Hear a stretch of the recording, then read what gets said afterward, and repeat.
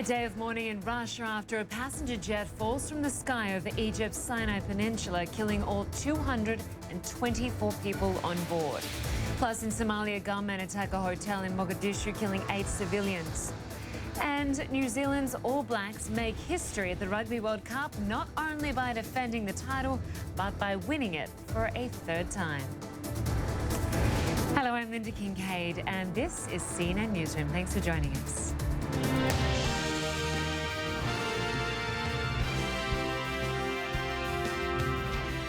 We begin in Egypt's Sinai Peninsula, where crews are searching for more bodies and more evidence that may explain why an airliner dropped from the sky, killing all 224 people on board. Metrojet Flight 9268 was heading from the resort area of Sharm el-Sheikh in Egypt to St. Petersburg in Russia when it went down early Saturday. Most of the passengers on board were on holiday. Investigators say there's no evidence of terrorism at this stage, but ISIS has claimed responsibility. CNN international diplomatic editor Nic Robertson joins us now from St. Petersburg, Russia. But first, let's talk to senior international correspondent Arwa Damon, who's in Sharm el-Sheikh in Egypt. Arwa, just over 24 hours ago, the people on that ill-fated plane were enjoying a vacation where you are. Now their family and friends want to know why that plane dropped out of the sky. What are you learning?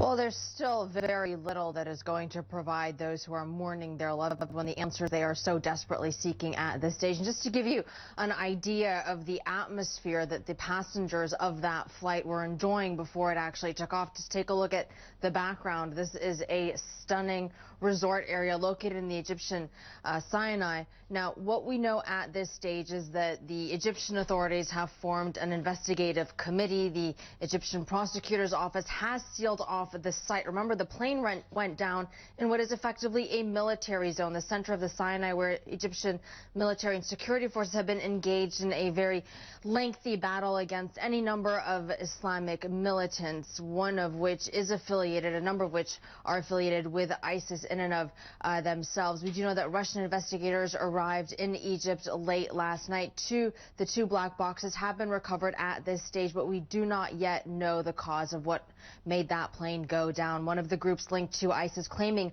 responsibility for it, but providing no concrete evidence. And a source within the military telling CNN that the militias that operate inside the Sinai do not possess the capacity to bring down a plane that was flying at the altitude that Flight 9268 was at, and that is 31,000 feet. He said the maximum capability that these militias that operate in the Sinai have to launch any sort of surface-to-air missile is approximately 14,000 feet. Additionally, these sources saying that when they found the passengers, they were found with their seat belts on, leading them to say that this is perhaps more evidence that it was some sort of mechanical failure. The odd thing, though, is that it does not appear that there were any sort of distress calls that were made at this stage. At least that's not according to the official information that's out there. At this stage, the Egyptian civil aviation minister saying that there was nothing abnormal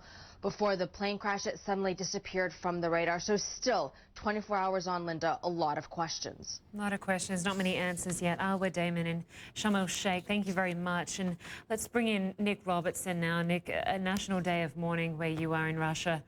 But right through the night, you watched as people stopped by to pay their respects at a makeshift memorial.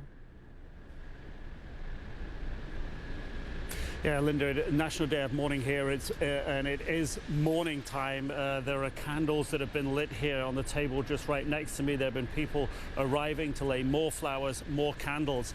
But where you really get a sense of the outpouring of sympathy and support is right here, where these flowers are being laid. On the ground here, toys, 25 children on board the aircraft. And people have been coming to lay these toys down here. They've been telling us this is because they recognize that these families were going on holiday. They feel sympathy and want to show their support. One lady talked to us. She said, I've got 3 children myself. She was in tears. And she said, you know, imagine that they just went on holiday and that happened. She was shocked, and I think a lot of people in St. Petersburg can really connect with the families that went on holiday there, and that's why we're seeing so much sympathy and support. The first bodies should arrive back later today. That's what the emergency ministry here is saying. The emergency ministry also says that they have, the Russian emergency ministry say that they have their personnel on the ground at the crash site. The emergency minister himself says he hopes that all the bodies will be recovered in the next 24 hours, although that may take a little bit longer. The governor of this region said expect more days of national mourning ahead as the bodies return and are buried. Lynda? Okay, Nic Robertson, thank you very much for that update from St. Petersburg. We'll talk to you very soon.